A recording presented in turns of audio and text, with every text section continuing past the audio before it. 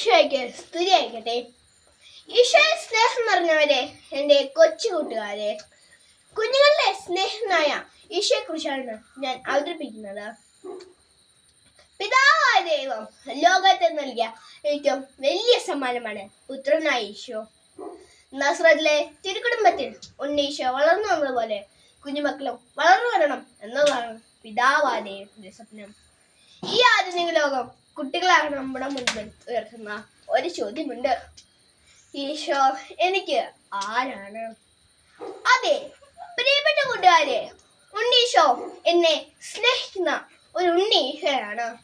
ഞാൻ സന്തോഷിക്കുമ്പോൾ എന്നോടൊപ്പം സന്തോഷിക്കുന്ന, ഞാൻ സങ്കടപ്പെടുമ്പോൾ ഭയപ്പെടേണ്ട, ഞാൻ നിന്റെ കൂടെയുണ്ട് എന്ന് പറഞ്ഞ് എന്നെ ആശ്വസിപ്പിക്കുന്ന എൻ്റെ ഉണ്ണീശോ.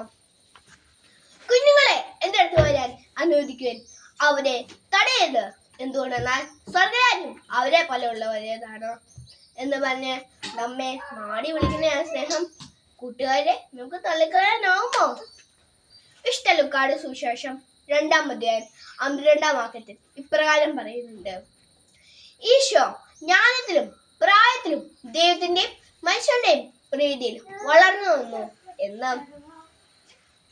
നമുക്കും ഈശോയെ പോലെ വളരാം. മാതാപിതാക്കളെ ജോലിയെ സഹായിച്ചും